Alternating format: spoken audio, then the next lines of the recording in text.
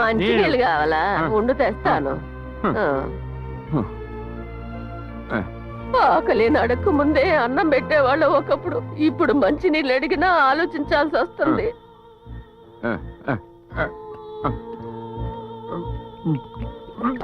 ఏంటి అలా వస్తావు? ఈ నీళ్ల కోసం ఆవిడ దూరం వెళ్లాల్సి వస్తాను తెలుసా? ఏదో అవిటు అడువని వదిలేసరికి ఏదో పాపం కదా అని మంచి నీళ్ళు ఇస్తే నలకలున్నాయంట. ఈ రోజు నా తల తాగాలి, వాడి తల తాగాలి. చెన్నకేశ్వ ఏంటి బాబాయ్? ఎక్కడికి కత్తి పట్టుకుని బయలుదేరావు? ఇవాళ తల తెగిపోవాలి బాబాయ్. ఎవరి తలరా తెగిపోయేది? ఈ భూమి దాహాన్ని వాడి రక్తంతో తీరుస్తావా? సరిగ్గా చెప్పావు బాబాయ్. ఆ నీళ్ల ఫ్యాక్టరీ వాడు తల నరికి ఆ రక్తాన్ని నా ముఖానికి పూసుకుంటే గానీ నా కోపం చల్లారదు. రే తిక్కలోడా, నోరు మీరా. ఆ రోజు వాడు డబ్బు చూపించే స్థలాలు అడిగినప్పుడు అందరూ ఇకిలించుకుంటూ సంతకాలు పెట్టారుగా. ఈ రోజు వీరావేశంతో కత్తి పట్టుకుని బయలుదేరావే. అదేమన్నా మీ అత్తారి పూరుగుడు చదువుకున్నావా? తెల్లదొరల కంపెనీ, మంత్రి కూడా అందులో భాగం ఉంది. కాల్చి పారేస్తారు వాళ్ళు. నీలాగా ఎగిరిగిరి పడిన వాళ్ళంతా అడ్రస్ లేకుండా పోయారు. ఏంటి తల తీసి మొలేస్తాడా? అట్టంటోడి నేను భయపడ్డా. వదిలే మావా, వెళ్ళి నరకని వాడు నాపకం. అడ్డుకోకుండా మేళతాళాలతో సాగనంపమంటారా? మీ అందరికీ కలిపే చెప్తున్నాను. ఆ రోజు స్థలాల మధ్యని పత్రికా విలేకరి తిలక ఎంతగానో బతిమలాడితే వెళ్ళి మీ పని చూసుకోమన్నారు. ఇప్పుడేమైంది? వాడిచ్చిన డబ్బుతో టీవీ పెట్లు, ఫ్యాన్లు, బీరువాలు కొన్నారు. కరెంటు బిల్లు కట్టడానికి కూడా గతి లేదు ఇప్పుడు మీకు. అవి మీ జీవితాలాగే బూజు పట్టిపోయాయి. ఎవరో బాది కొత్తగా ఉన్నాడు? ఎవరు నువ్వు? నీళ్లు ఫ్యాక్టరీ. నీళ్లు ఫ్యాక్టరీకా? చూడు, తిన్నగా వెళ్ళి కుడి చేతి వైపు తిరుగు. అక్కడ పెద్ద కొళాయి ఉంటుంది. అదే మా జీవితాలు నీలా కావడానికి ఆ ఫ్యాక్టరీనే కారణం. వెళ్ళు. వస్తాను. వెళ్ళాలి. అటే వెళ్ళు. పాట విన్నావుగా, అది నీకే. వెళ్ళి బతికేదా చూడు.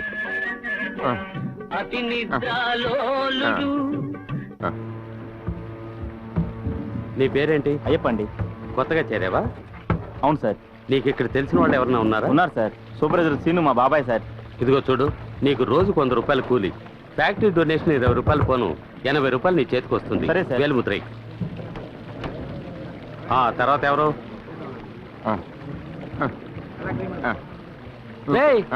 ఎవరు నువ్వు? ఇక్కడ నీకేం పని? పని కావాలి.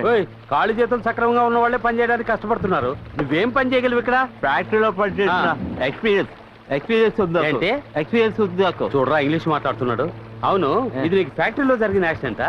నేను పుట్టినప్పటి నుంచి ఇంతేనండి. ఇలా చూడు, నీకు డైలీ 100 రూపాయలు కూలి, 30 రూపాయలు ఫ్యాక్టరీ డొనేషన్ పోను, 70 రూపాయలు చేతికి వస్తాయి. వేలుముద్ర వేసి రేపటి నుంచి పనిలోకి వచ్చాయి. నాకు సంతకం చేయడం వచ్చింది. అదేందయ్యా, మాటలు సరిగ్గా రావడం లేదు కానీ ఆటోగ్రాఫ్ ఇస్తానంటున్నావు. కానీ కానీ ఎటు వచ్చావు కనుక ఫ్యాక్టరీని ఒకసారి చూసెళ్ళు. థ్యాంక్స్. ఏంటో పాపం. ఏయ్ ఏయ్ ఏయ్, పొద్దున్నుంచి ఇక్కడే ఉన్నావా? ఇంటికెళ్ళు. ఇల్లు లేదండి. ఇల్లు లేదా? ఒంటరి గాడివా? అవును. సరే, అక్కడ కనిపిస్తుంది చూడు షెడ్డు, అక్కడికి వెళ్ళి పడుకో. ఏంటి, ఎవరైనా అడిగితే ధర్మరాజు తాలూకు అని చెప్పు. ధర్మరాజు తాలూకు అని చెప్పాలి. నాకు చెవుడు లేదండి. నీ గనక అన్ని సక్రమంగా ఉండుంటే ఈ ప్రపంచాన్నే కొనేసేవాడువయ్యా. సరే గానీ లోపలికి వెళ్ళి పడుకో. రోజు చీకటి పడగానే ఫ్యాక్టరీ నువ్వు రౌండ్ కొట్టు, సరేనా? ఒక నైట్ వాచ్మ్యాన్ జీతం లాభం. ఎందుకని పెద్ద ఆయన ఇక్కడికి రమ్మన్నాడు? పెద్ద ఆయనే రమ్మన్నాడా, లేకపోతే మనం అంటే గిట్టిన వాళ్ళు ఎవరైనా ఆయనలాగా మాట్లాడి రమ్మన్నారా? ఎవడైనా వెనక నుంచి దాడి చేసి కొడితే ఈ దిక్కుమాల అడవిలో కాపాడే నాథుడు కూడా ఉండడే. ఏంటి బాబాయ్, నరసంచారం లేని ఈ చోటికి మమ్మల్ని ఎందుకు రమ్మన్నారు? నాకు ఫోన్ వచ్చింది, తిలక్కని మాట్లాడుతున్నాను అన్నాడు. తిలక్ గారు బతికే ఉన్నారా? 12 గంటలకి మన వాళ్ళందరినీ తీసుకుని తప్పకుండా ఇక్కడికి రమ్మని చెప్పాడు మన తిలక్. తిలక్క ఎక్కడ ఎక్కడ? ఎందుకు అలా అరుస్తావ్? బాబాయ్, మీతో ఫోన్ లో మాట్లాడింది నిజంగా తిలక్కేనా? ఏంటండి అనుమానం? తిలక్ గుంత ఎలా ఉంటుందో నాకు తెలీదు. అంటే ఇప్పుడు ఇక్కడికి వస్తాడా? అతను చూసి చాలా కాలం అయింది.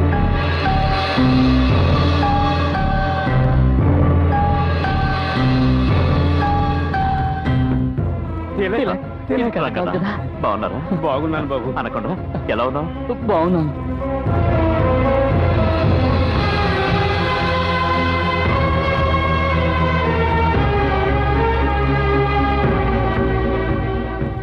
నువ్వు లేని ఈ 3 సంవత్సరాల్లో ఎన్నో ఘోరాలు జరిగిపోయాయి. కమిషనర్ గా ఉన్న ఆ నాగరత్నం ఇప్పుడు తెలుసు రంగన్న, నా శరీరానికి ట్రీట్మెంట్, నా మనసంతా ఇక్కడే ఉండేది. ఆ రోజు కమిషనర్గా ఉన్న నాగరత్నం ఈ రోజు డీజీపీ అయింది.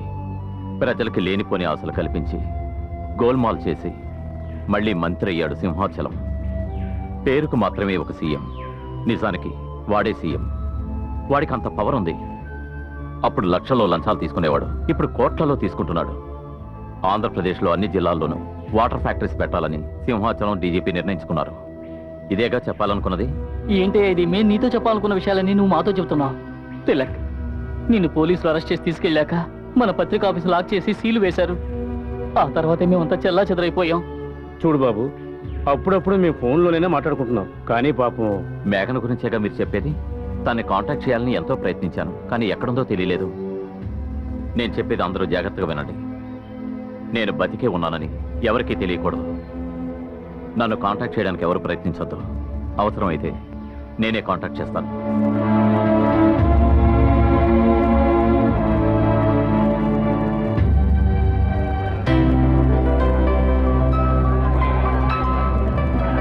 మేడం, ఒక లేడీ డీజీపీ కావడం మన స్టేట్ కి గౌరవం madam. We are really proud of you madam. నమస్కారం మేడం. ఎలా ఉన్నారు? ఓకే ఎవరా? Congratulations madam. Is my only son madam. Hi.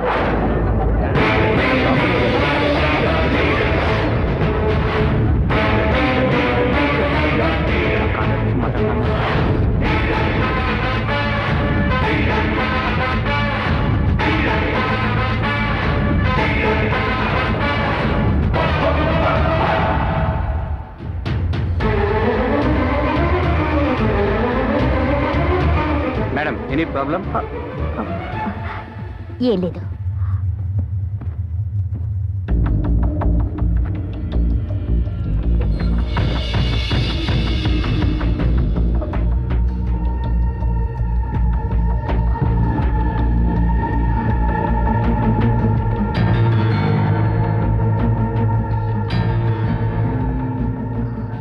Hello, ఎవరు మీరు? నేను డీజీపీ నాగరత్నాన్ని. చెప్పండి మేడం. మంత్రి గారు ఉన్నారా? సార్ ఒక ముఖ్యమైన మీటింగ్ లో ఉన్నారు. సెల్ నా దగ్గర ఉంచారు, రాగానే చెప్తాను మేడం.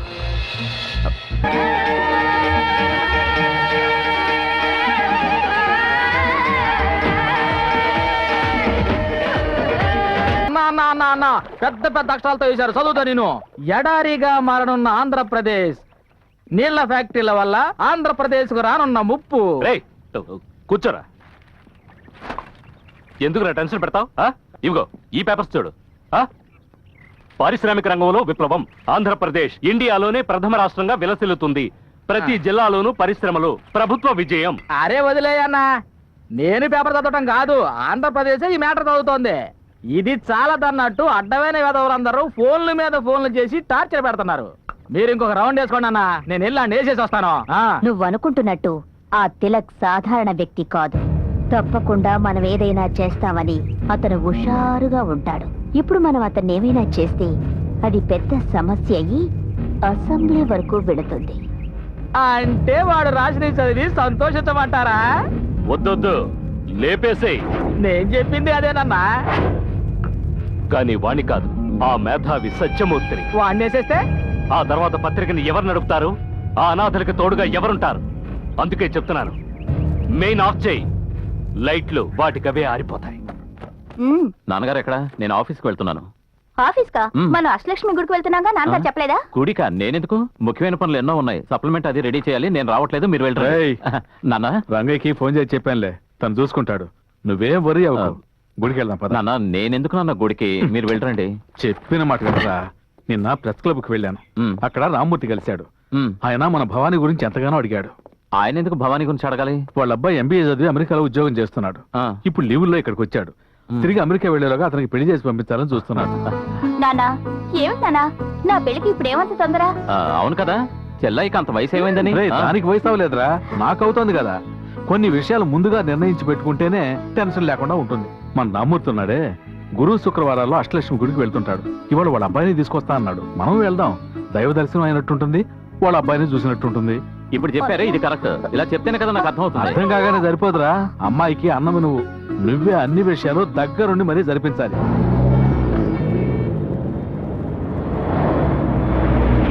ఏంటి భవాని, పెళ్లి మాట ఎత్తగానే అలా సైలెంట్ అయిపోయావేంటి? హ్యాపీగా ఉండాలి. నీ రూట్ క్లియర్ అయిందని నువ్వు జాలీగా ఉన్నావు. ఊరుకో. ఏంటమ్మా అది? అదేమిటంటే రై నువ్వు మాట్లాడుకో, నువ్వు చెప్పమ్మా. అన్నయ్యకి మేఘనకి ఒక ఇది. ఏంటి నిజమేనా? నిజమేనా? ఇప్పుడు తృప్తేనా? చెప్పు రంగయ్య. చెప్తాను. రంగస్వామి రాలేదా? ఇంకెవరున్నారు? కావాలన్నా నా సరే దగ్గర రావాలి. నేను తిలక్తో మాట్లాడి నీకు తర్వాత ఫోన్ చేస్తాను.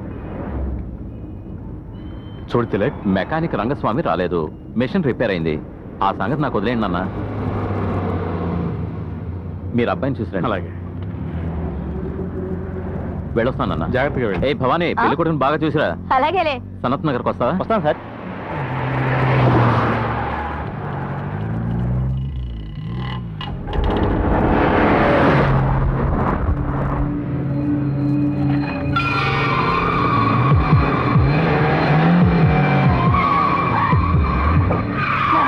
మన బండిని ఎవరో గుద్దేసేటట్టు వస్తున్నాడానా? నాకు చాలా భయంగా ఉంది. భయపడకమ్మా.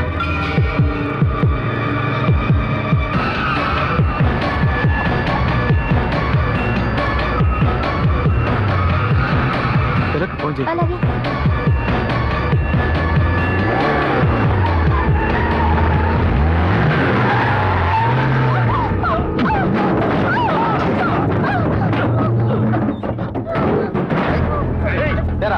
బుద్ధి లేదట్రా నీకు? ఎన్ని సార్లు చెప్పాలరా మా మంత్రి గారి గురించి పేపర్లో రాయద్దని? మిగతా పేపర్లు వాళ్ళు చెప్పినట్టు వింటలా? నీకేమైందిరా?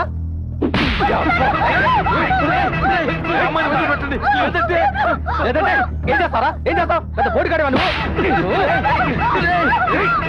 ఈ చేయగా రాసింది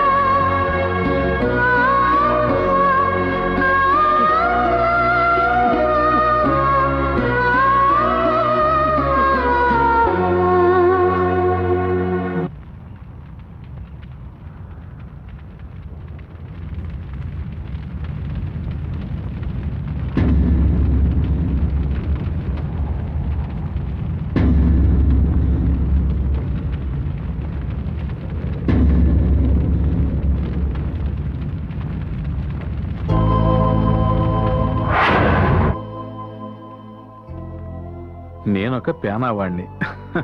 అదేంటయ్యా పేనావాడి అంటే? సార్, పెన్ అనేది రాసే కలం మాత్రమే కాదు, తలరాతల్ని మార్చగల వస్తువు కూడా. పేరు తిలక్, వయసు తెలియదు, పుట్టిన తేదీ తెలియదు, తల్లి నన్ను ఆదుకున్న భూమి, తండ్రి లోకాన్ని గొడుగులా రక్షించే ఆకాశం, జన్మస్థలం తెలుగుదేశం, పెరిగిన స్థలం అనాథాశ్రమం. నువ్వు గొప్ప జర్నలిస్టు కావాలని ఆశపడుతున్నావు, చాలా సంతోషం. కానీ ఈ చిన్న పత్రికలో చేరి ఏం సాధించగలవు? న్యాయం ధర్మం ఎక్కడుంటాయో నేను అక్కడే ఉండగలను.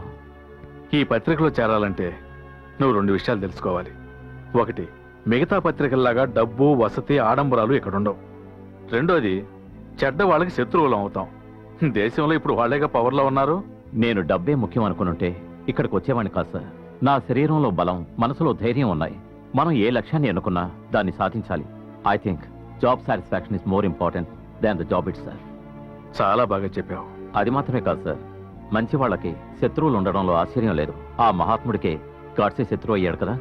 నీలాంటి తెలివితేటలు, ధైర్యము గల యువకులే ఇప్పుడు ఈ దేశానికి అవసరం.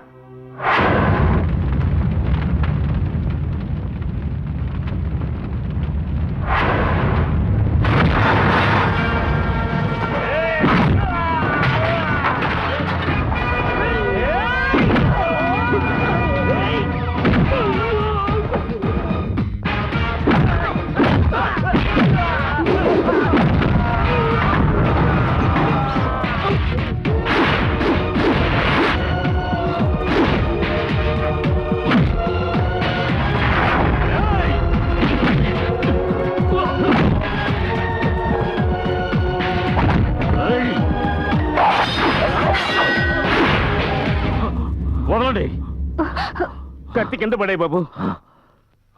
వీడు ప్రాణాలతో ఉండకూడదు బాబు. ఆయుధం పట్టిన వాడే వీరుడు, అది నేను ఒప్పుకుంటాను. కానీ శత్రువు సమూజ్జి అయి ఉండాలిగా. వీడికి ఓట్లు వేసి మంత్రిని చేశారే జనం, వాళ్ళకి వీడి నిజస్వరూపం తెలిసే వరకు ప్రాణాలతోనే ఉండాలి. మనలో రగిలే జ్వాల అయోగ్యుల్నే దహించి వేయాలి. మనల్ని ఏమీ చేయకూడదని నువ్వేగా చెప్తుంటా. కత్తిని కింద పడే.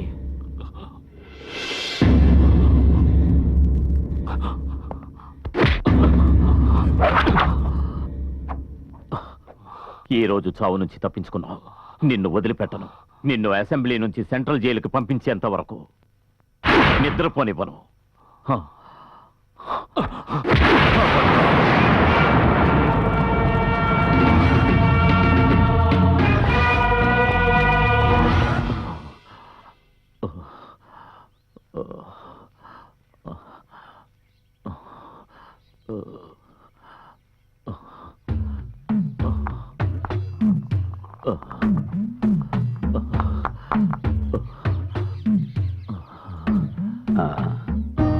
బాబు లేచి కూర్చో, మెల్లగా.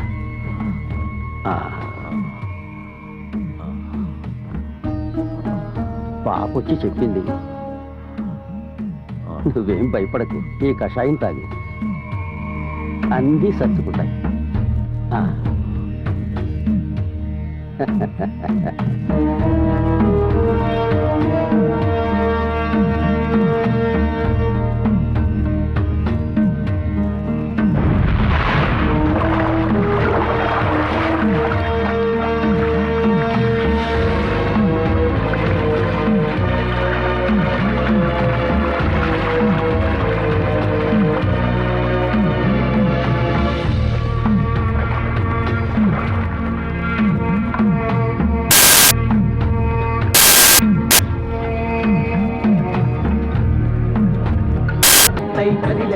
ఒక ప్రళయం లాగా రగిలెరా. సత్యం వదయని, ధర్మం చెరయని, మోసం ఎరగని, దేశం కలగని, నీతికి నిలబడి జాతికి కొట్టదు బాబు, మీకు దండం పెడతాను. వదిలిపెట్టండి. దేవుడా, కొట్టకండి, కొట్టకండి.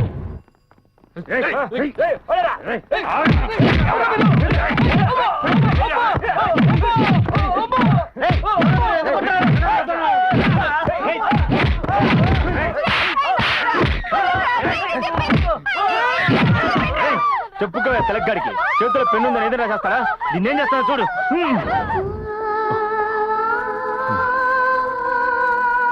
అనుకోండా బాబు, రంగనా, ఈ ఘోరం చూసావా? అమ్మా, ఇంట్లో దూరి కొట్టారు బాబు. ముసలావిడని కూడా తోడుకున్న ఇష్టం వచ్చినట్టు కొట్టారు సార్. మా అమ్మాయిని వాళ్ళ బాధ నుంచి రక్షించుకోవడమే కష్టమైంది బాబు. ఇలా చూడండి అన్న, చిన్న పిల్లాడని కూడా చూడకుండా ఎలా కొట్టారు. మీరంతా నన్ను క్షమించాలి. నా వల్లే కదా మీకు ఇన్ని కష్టాలు. ఎలాంటి సమస్యలు ఎదురైనా సరే ధర్మమే గెలుస్తుందని నిరూపిస్తాను. కానీ అందుకని మీరంతా నాతో పాటు వద్దు. ఒక నిమిషం. బాబు అమ్మా మీరు కూర్చోండి. నన్ను కొట్టినా పర్వాలేదమ్మా, చిన్న పిల్లాడు. నన్ను అపార్థం చేసుకోకుండా ఈ డబ్బు తీసుకోండి.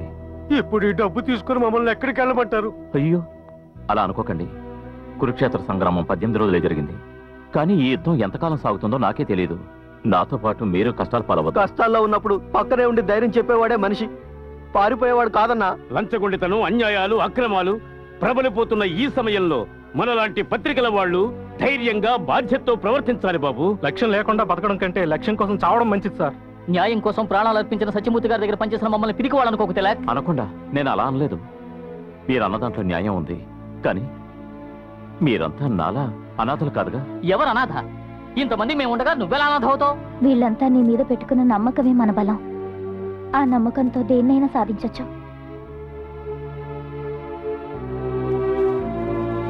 వాడికి చేతనైంది వాడు చేశాడు. మనం ఏం చేయగలమో చేసి చూపిద్దాం.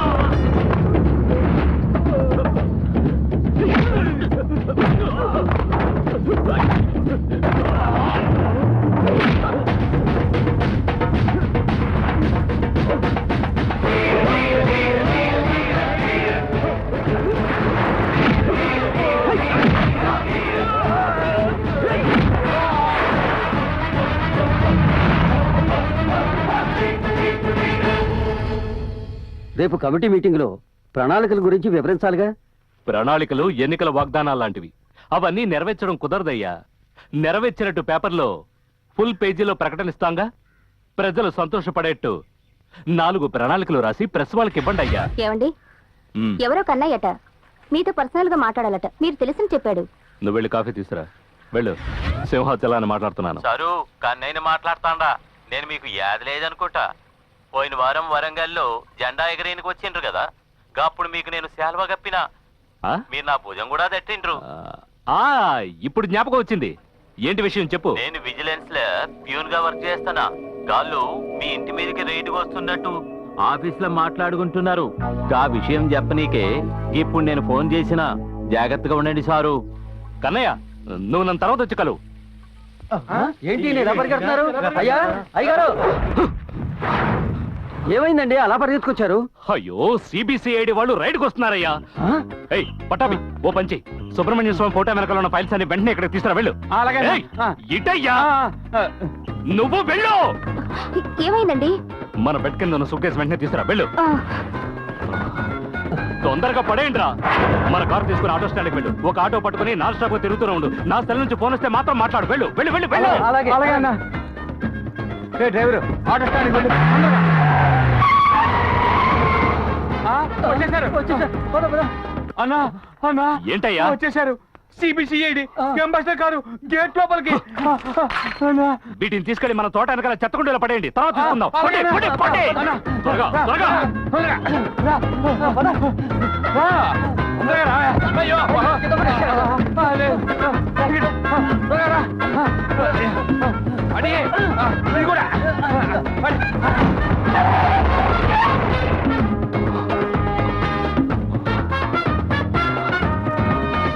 ఏయ్, అయ్యగారు ఒక అంబాసిడర్ వచ్చిందట, ఏది? ఆకారయ్యా అప్పుడే రివర్స్ చేసుకుని వెళ్ళిపోయిందయ్యా. ఏంటి? నమస్తే. గౌరవనీయులైన మినిస్టర్ శ్రీ సింహాచలం గారు, మీకు థ్యాంక్స్. ఎందుకు థ్యాంక్స్? నాకెలాంటి శ్రమ ఇవ్వకుండా మీ అవినీతిని బయటపెట్టే ఎవిడెన్స్ ని 2 సూట్ కేసుల్లో పెట్టి చెత్తకుండీలో పడేసినందుకు. అర్థం కాల? కన్నయ్య, శాలువ, vigilance, raid, Tilak, Balagangadhara Tilak. Shock కొట్టినట్టుగా ఉందా? నువ్వు కొడితే ఒంటికే నొప్పి, నేను కొడితే ప్రాణాలకే ముప్పు. రేపు ఉదయం మా పత్రిక చూడు. తీసుకుపోయాడు, మొత్తం తీసుకుపోయాడు. ఆ వివరాలన్నీ పేపర్లో వేశాడంటే ఇకంతే, నేను క్లోజ్. నాగరత్నం, నీ పవర్ ఫుల్గా యూజ్ చెయ్యి. కుదరలేదంటే మిస్యూజ్ కూడా చెయ్యి, నేను పట్టించుకోను. ఎలాగైనా సరే నా మ్యాటర్ పేపర్లో రాకుండా అడ్డుకోవాలి. అవసరమైతే ఆ తిలగ్గాన్ని లేపే, నేను సంతోషిస్తాను.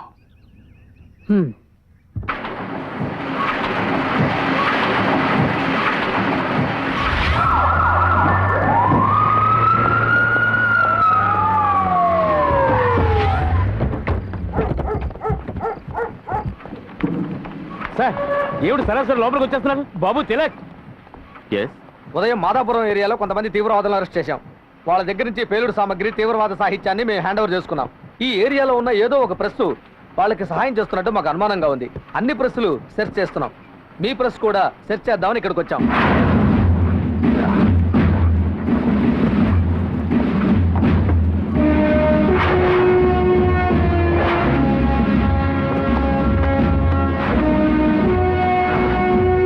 సార్ ఈ బాక్స్ నిండా బాంబులు ఉన్నాయి సార్. సార్ ఇక్కడ చూడండి సార్, తీవ్రవాద సాహిత్యం. సార్ దీని నిండా డబ్బు సార్. సారీ మిస్టర్ తిలక్, నేను ఇది ఊహించలేదు. మిమ్మల్ని అరెస్ట్ చేస్తున్నాను. సార్ ఏదో కుట్ర జరిగింది. ఏం చెప్పాలనుకున్నా కోర్టులో చెప్పుకోండి ప్లీజ్. మేడం, ఆ తీవ్రవాదుల దగ్గర దొరికిన ఆయుధాలు, సాహిత్యం ఇక్కడ కూడా దొరికాయి మేడం. ఏ ఇతనేం చేశాడయ్యా? ఇతని టేబుల్ మీద గన్స్ ఉన్నాయి, ఇతని పాకెట్లోనో తీవ్రవాద సాహిత్యం ఉంది, ఆఫీస్లోనేగా దొరికాయి. ఇక్కడ ఎంతో మంది పనిచేస్తున్నారు, ఎంతో మంది వస్తూ ఉంటారు, వెళుతూ ఉంటారు. వాళ్ళెవరైనా పెట్టుండొచ్చుగా.